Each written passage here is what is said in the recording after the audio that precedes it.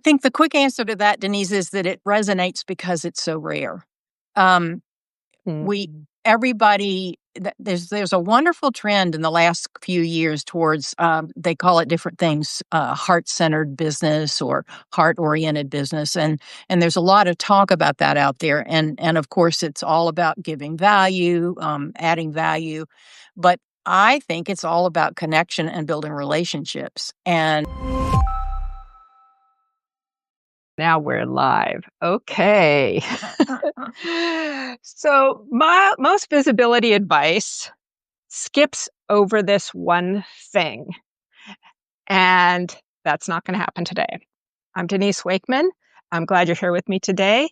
Today, I am joined by someone whose passion and advocacy is all about creating those connections that help you boost your business, get more business, and build relationships.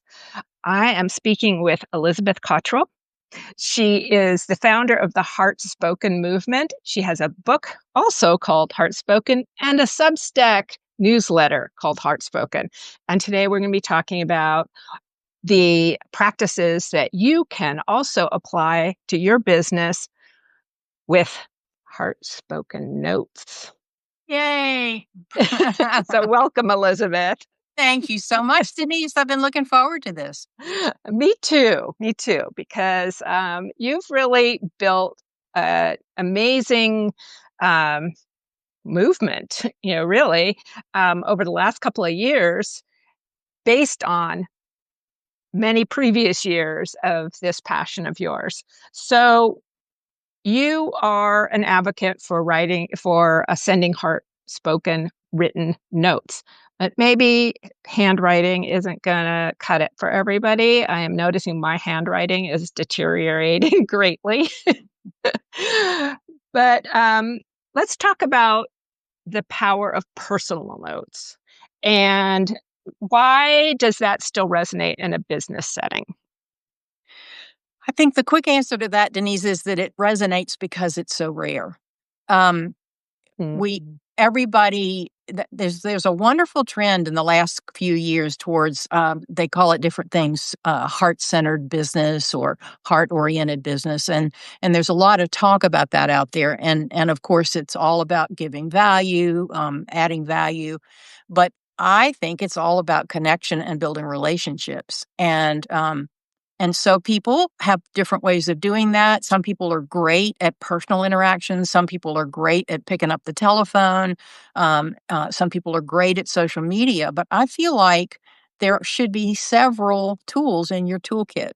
And that one of the ones that is so often overlooked is the simple handwritten note, but it doesn't have to be handwritten. What I really mean is written, typed, tucked, printed, tucked in an envelope and sent by mail.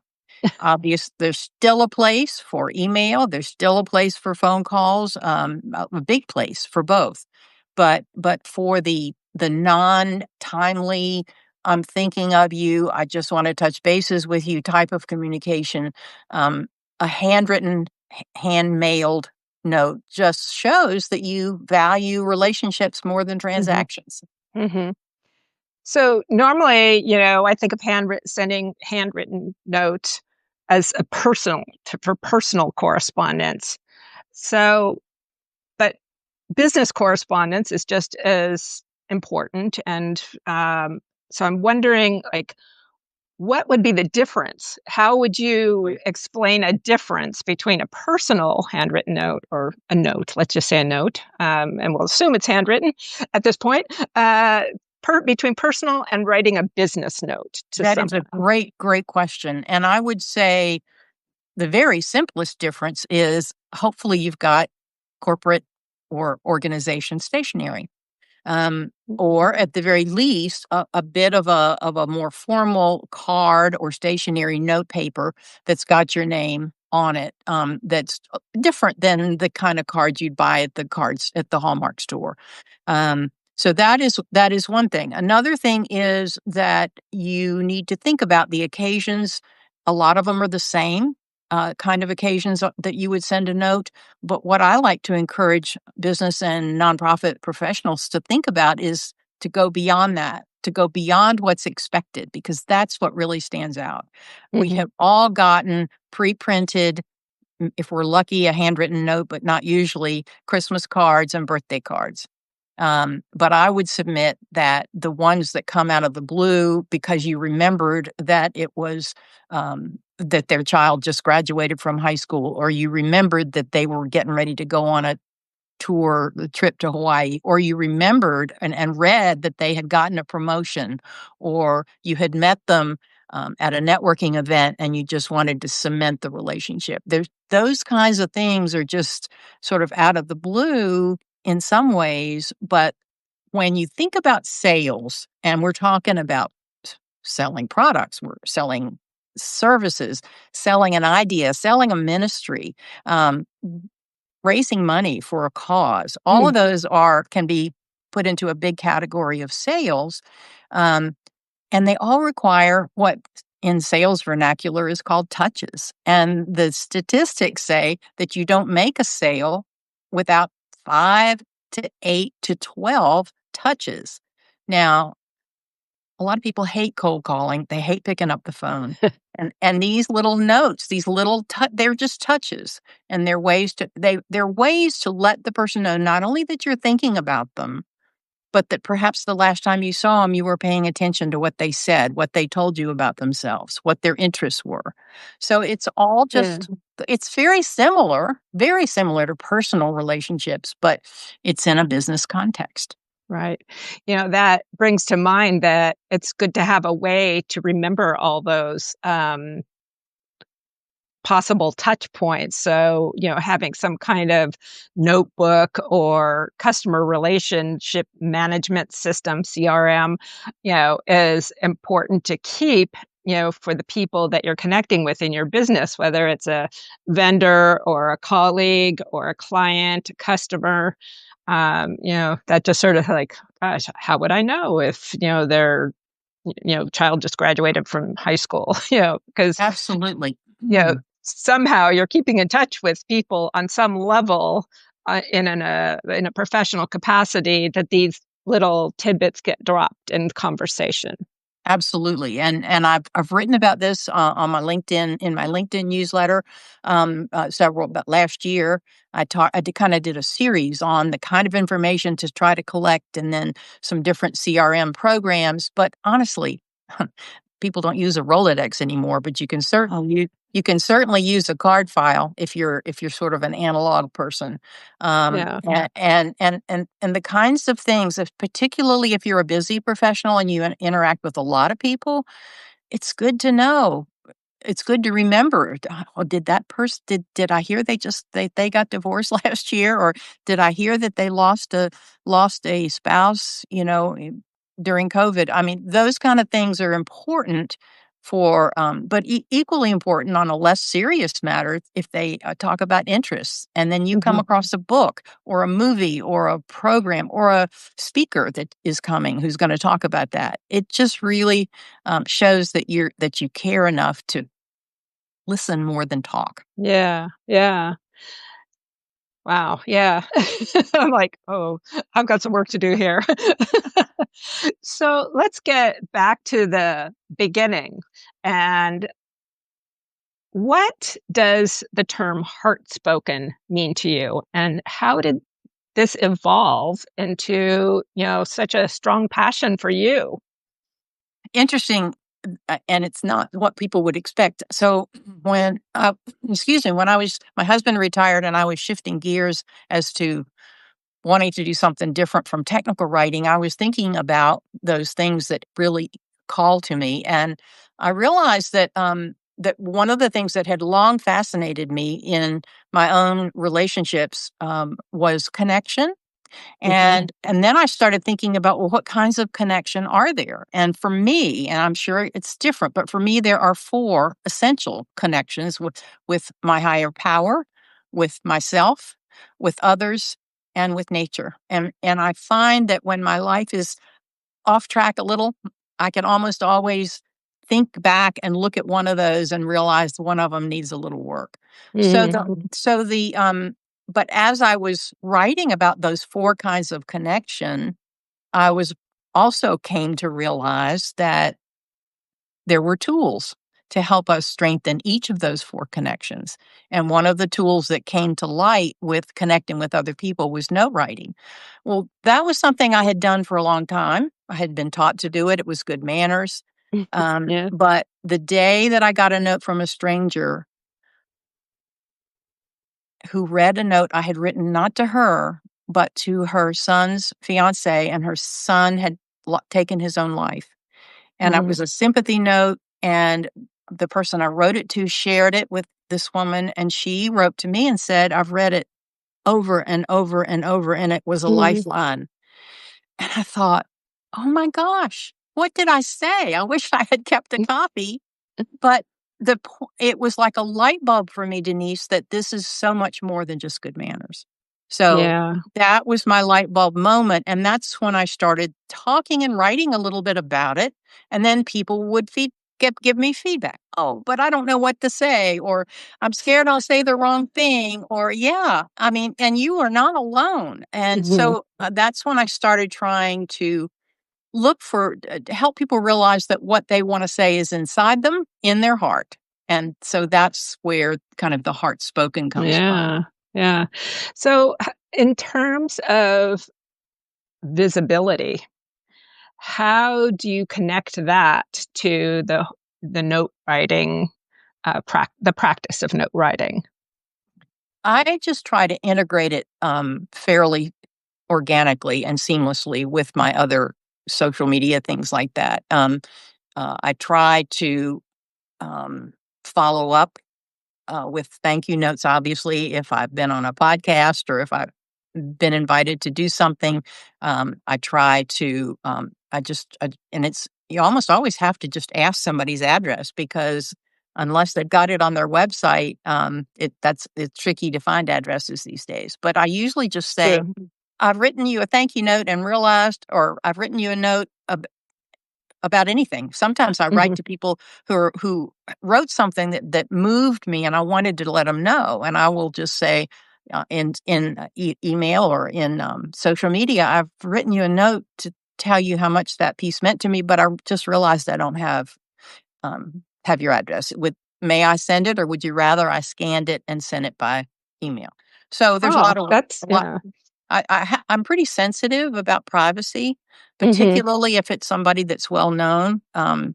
Sometimes I'll send something to an agent or a literary agent or a obvious um, corporate address or something like that. Right, But at right. any rate, but my point is that it's just another tool in my arsenal for developing relationships, and I'm amazed that one person knows another person, and I've got story after story, and I can share them if you want, but of people that said, "Oh, so and so would be interested in what you're doing, touch bases with them," and I'll write them a note, and then they'll say, "Oh, well, I wanna give your book," and finally, the book will end up in the hands of somebody really influential, and all of a sudden, I've got more visibility than I would ever have dreamed of. So it's Yeah, just yeah. and it has to come from a sense of providing value, trying to help people. But when that is genuine, which it is for most people, I think people just realize it and you get karma comes back. Yes, yes. And, when if you wanna think about it also in a literal way, you're showing up in someone's physical mailbox, and that right there is gonna set you so far apart that it's gonna be a long time before they forget that, right? That somebody that they may not have known, sent them, uh, a note or a card or whatever that, you know, is a physical thing that Exactly. you have to go to the mailbox. You see it, you handle it, you take it, you sit down at your desk or in a chair, and you open it. I mean, it's a very, physical way to connect with someone, and that's kind of visibility isn't fleeting.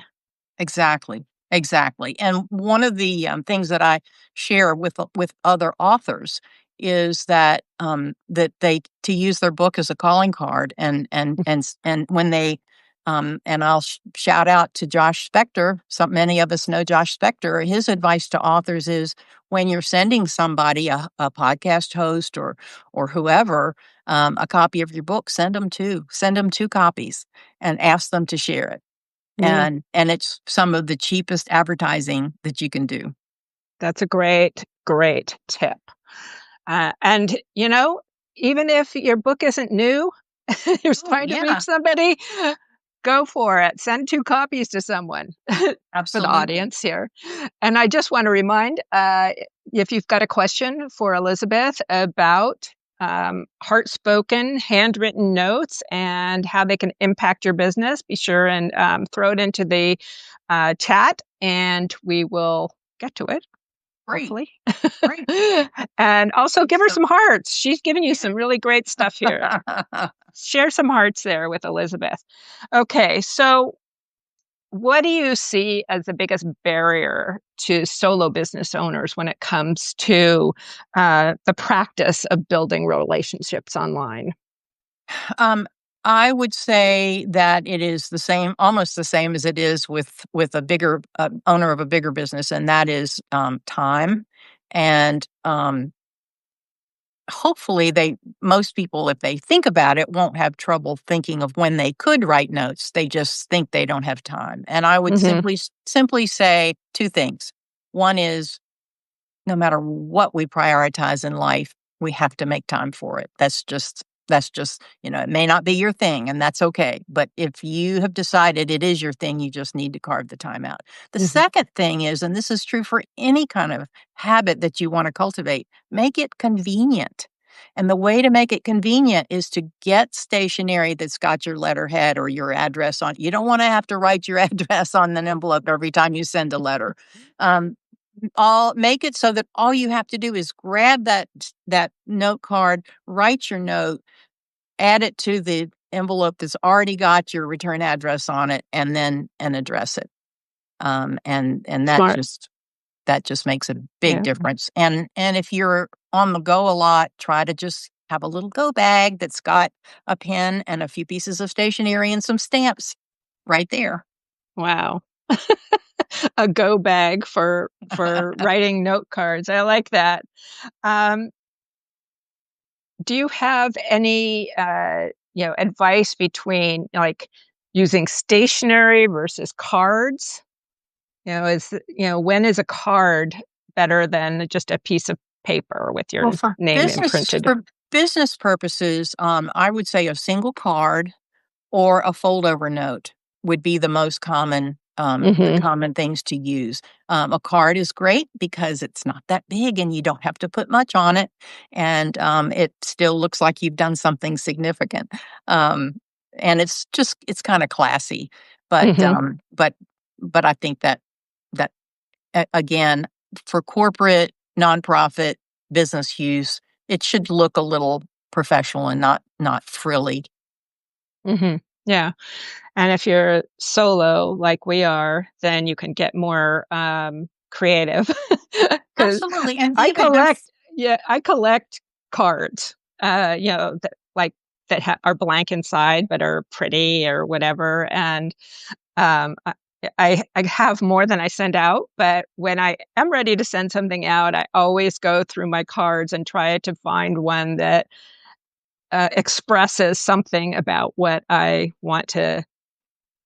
feeling about why I'm absolutely. sending that card, so Absolutely, and you've done that to me, and you do it very well, but I think that and I feel like I have shortchanged the non-corporate stationery because certainly, especially those of us that are solo entrepreneurs, there are lots of people with whom we have certainly a professional relationship, but still a warm, friendly relationship, and they would just be very happy, I'm sure, to have a card with a beautiful piece of artwork on it or a scene yeah. or something like that. So Yeah. it's just it depends on the person. But again, it's for convenience purposes. If somebody is in a busy corporate scenario, it's just easy to have that stationery. And also, Yeah. if you are in management, equip your sales staff with Mm, that kind of stationery because they are more likely to use it if you have it given to them.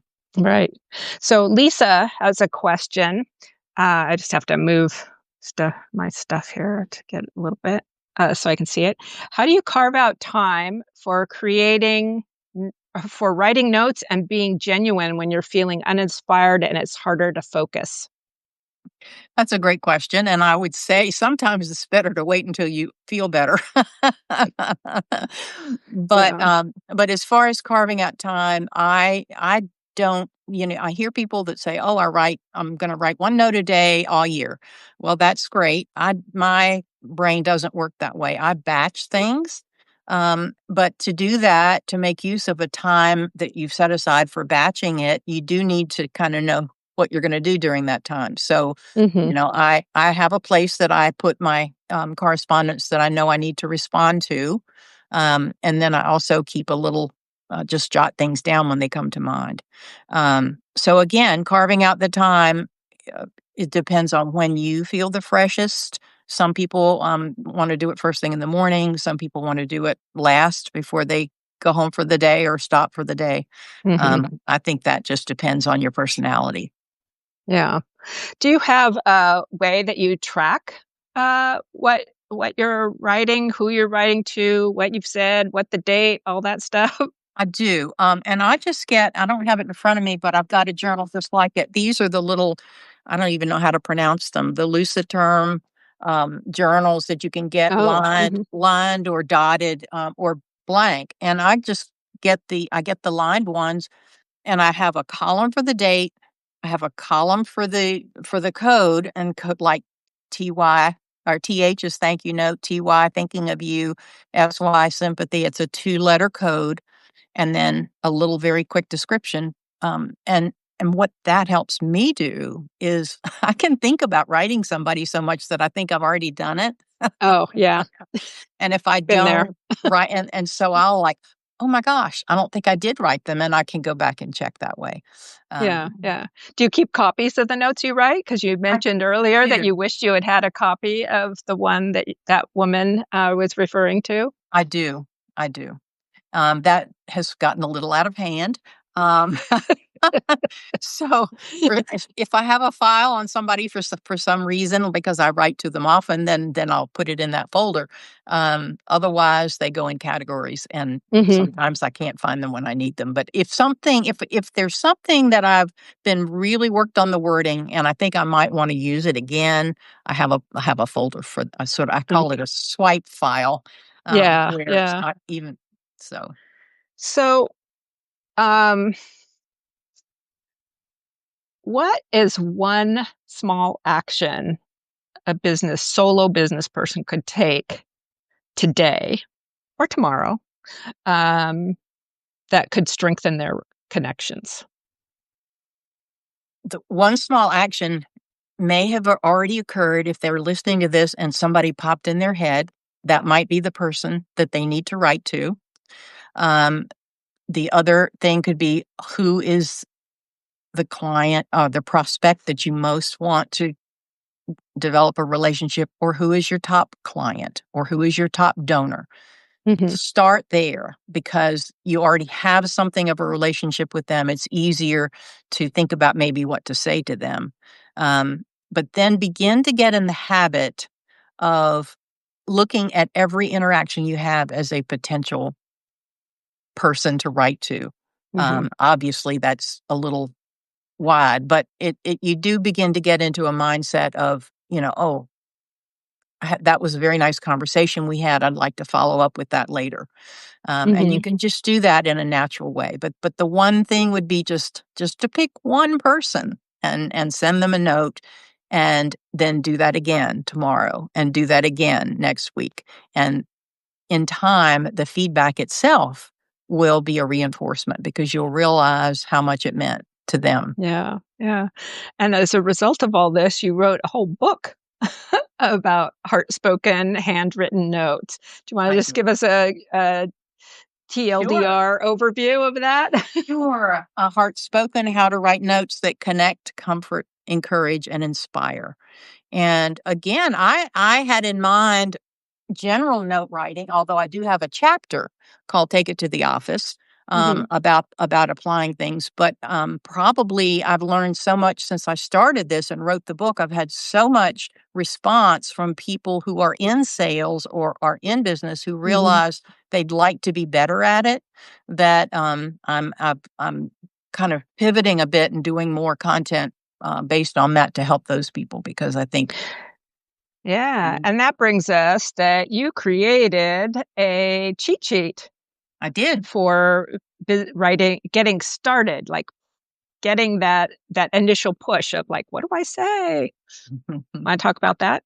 Sure. So it's just a one-page download that Denise is going to post the link to 10 powerful prompts for business notes that connect and convert. And it's just non-traditional times that you can write to somebody for each of the 10 ideas that I have a little sample script, but I would encourage you to use your own voice because it'll come to you as you do that. But Yeah.